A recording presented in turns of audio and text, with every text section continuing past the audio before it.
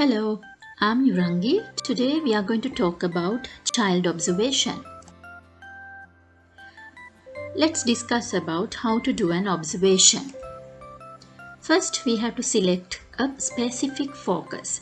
That means you have to determine the specific aspect of the child's behavior or development that you want to observe.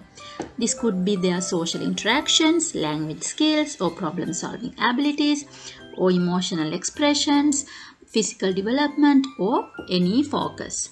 Then we have to choose an observation method. Select an appropriate observation method based on your goals and the child's age. Common methods include event sampling, time sampling, or anecdotal, or a checklist, detailed description of specific event. Then you have to create an observation plan. You have to decide on the duration and frequency of your observation. Plan multiple observation sessions to gather a representative sample of the child's behavior and interactions. Prepare observation tools. Then you have to prepare your observation tools. Create an observation sheet or forms to record your observations.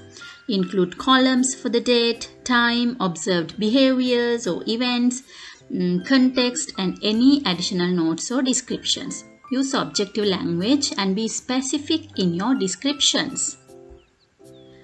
Then you conduct the observation. Find a suitable location to observe the child, such as their home, school, or daycare center. You have to be present and attentive, noting the child's behaviors, interactions, and any significant events that align with your observation focus. Then document your observations. Record your observations in a systematic and organized manner. Use the observations sheet or forms you prepared earlier. Include the date, time, and context of each observation and provide clear descriptions of the child's behavior or events of interest. Then you reflect on your observations. Review and analyze the data you collected.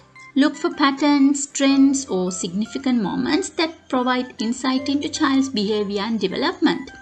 Consider how their behavior aligns with typical developmental milestones for their age. Then we interpret and report your findings.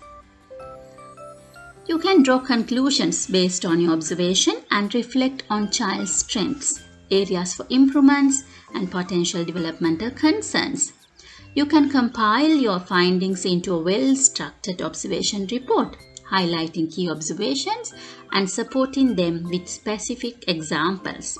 And please remember, when writing child's observations, it's important to prioritize confidentiality, respect the child's privacy, and obtain necessary permissions from parents or guardians. And maintain objectivity in your observations and ensure ethical considerations are met throughout the process. Now let's look at an example. As we discussed before, I have added here teacher's name, child's name, age of the child, and the method as anecdotal method and the observation description. So let's look at it. Today, Sanumi started the day by practicing writing her letters and numbers. She has been working on improving her writing skills, and I noticed that she is starting to show more control with her writing. She was focused on forming the letter A and spent several minutes practicing it until she was satisfied with how it looked. During our environment studies lesson, we discussed the importance of trees and how they provide oxygen and shelter for animals.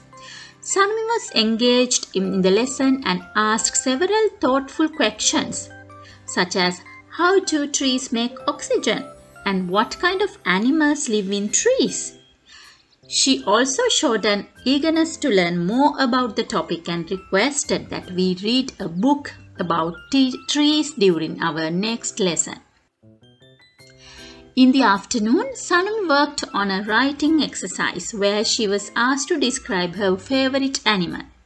She chose to write about a giraffe, and I was impressed by how well she was able to use descriptive language to paint a picture of the animal in her writing. She also demonstrated good spelling and punctuation skills. Overall, Sanumi had a productive day and made progress in her writing and environmental studies. She showed curiosity and enthusiasm for learning, which is wonderful. So this is how I did anecdotal method, and you can use this observation to understand this child and also to assist the child and to help the child in future activities. Thank you for watching our video. I will add more detailed examples for your reference in my next video. So subscribe our channel to get more videos. Thank you very much.